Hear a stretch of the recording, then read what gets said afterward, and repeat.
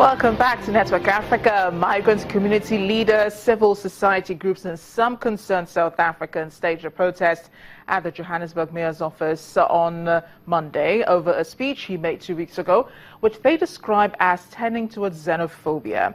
Mayor Herman Mashaba used his, quote, 100 days in office speech to highlight his worries regarding what he called criminal elements in the city, which he allegedly blamed on undocumented illegal migrants.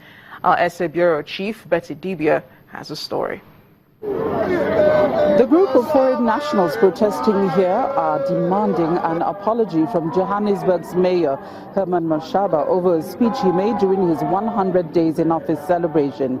He allegedly equated the foreign nationals or illegal migrants to the criminals in the city that must be removed. The mayor, of course, had since claimed that he was quoted out of context, but these people here don't seem to be buying that. I don't buy that because he said clearly. I mean, that's why we're here. Everyone heard him clearly. So I think he should do the honorable thing and apologize and withdraw his statements and do something positive to contribute to unity and to overcoming xenophobia. The Home Affairs Minister, Malusi Gigaba, whose department deals with migrant issues, called the mayor's statement unfortunate. Post that, Minister Gigaba has met Mayor Herman Mashaba on the matter. The mayor says he was misquoted. I said, in a city of Johannesburg, it's not a question of just illegal immigrants who are causing problems. Even South Africans who are criminals also contribute to this. For us, a criminal is a criminal. Obviously, I said, what compounds it and makes it difficult for the city is because of the number of people undocumented that makes it difficult for our law enforcement agencies. And I said, that is where we need national government to assist us in this regard. The mayor wants to find now an excuse. He wants to refine what he said. His own minister told him that you should have spoken to me before even going to the media. Today's protest was for the presentation of a 15-point memorandum, including a request for an apology from the mayor to the migrant community. The mayor was absent, and he sent the MMC for Community Development, Nhlanhla Sifumba, in his place. Firstly, I'd like to apologize on behalf of the executive mayor, who is away on council business. I've accepted the memorandum on his behalf, and as attested to in the memorandum, he will respond accordingly. The protesting group is expecting the mayor to respond to their 15-point memorandum by the 16th of January 2017. From the mayor's office in Johannesburg, Betty Dibia, Channels Television News. In the meantime, campaign group Sweet Watch says the failure of European jewelry firms to scrutinize their supply chains and a flawed diamond certification scheme are fueling child labor and sexual abuse in artisanal mines in the Democratic Republic of Congo. Thousands of children work illegally in diamond mines in Congo's diamond-rich Kasai region, mainly to pay for food and school fees. And girls who live around the mines are prey to rape, forced marriage and prostitution, according to Sweet Watch. It also says despite this, few jewelry firms have policies to assess the risk of child labor and abuses in their diamond supply chains, and many of them do not provide public information about efforts to operate responsibly. Sweet Watch also said the Kimberley Process Certification Scheme, an initiative seeking to end trade in blood diamonds used to finance conflicts, was obscuring rights abuses. The KPCS classifies less than 0.1% of the world's diamonds as untradeable for ethical reasons. Yet, this figure only includes diamonds used by rebel groups to finance conflict and does not account for diamond extraction involving rights violations across Africa.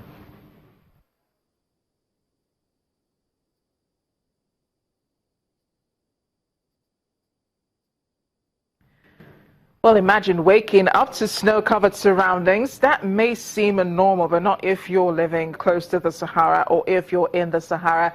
That's what people saw a few days ago. They put up images online showing snow-capped sand dunes. This is the first time that this is happening in nearly 40 years.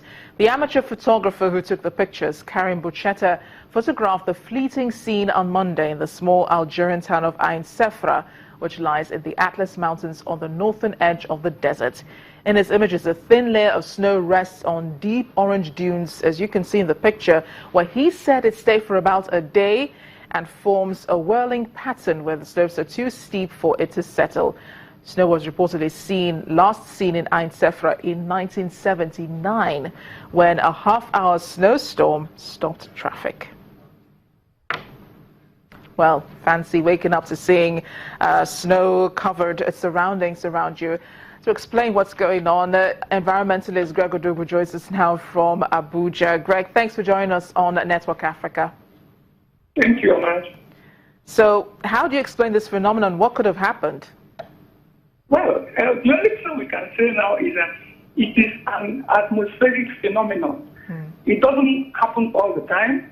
The last time it happened, we know it was in February 1979.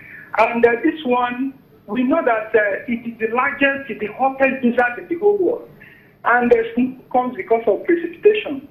There is no way the precipitation that will occur to form snow will happen in this kind of place.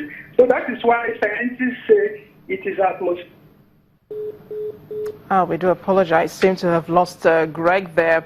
We'll try to reconnect with him. In the meantime, the U.S. military says it has ended the operation to help local Libyan forces to eject Islamic State-affiliated jihadists from the coastal city of Sirte. Pentagon officials said since the start of August, the U.S. drones and warplanes had carried out almost 500 airstrikes against the militants. On Saturday, Libya's UN-backed government said it had completed military operations in Sirte. Despite suffering undoubted setbacks in Libya, the militants remain active, most recently with a suicide attack in the city of Benghazi on Sunday.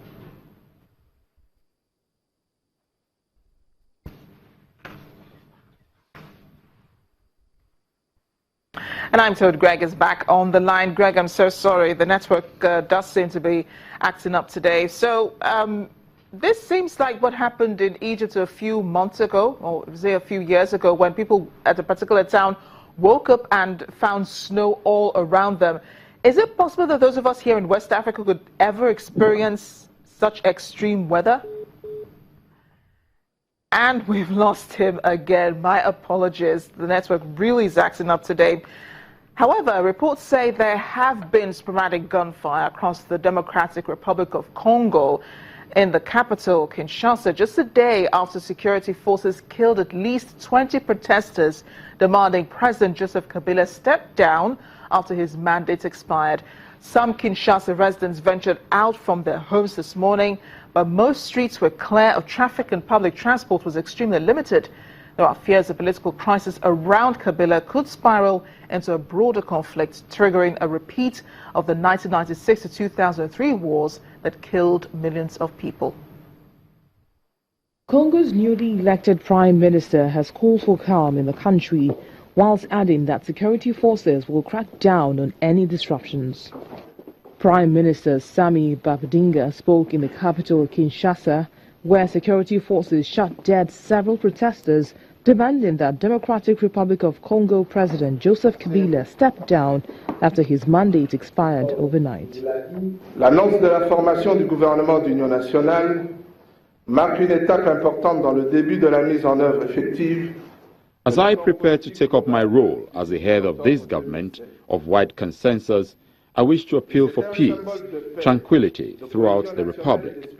The government is taking measures through the forces of law and order to ensure that public order is strictly respected in the respect of law and freedom for all.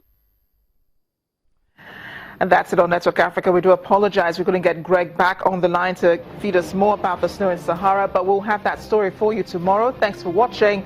I am Amarachi Ubani.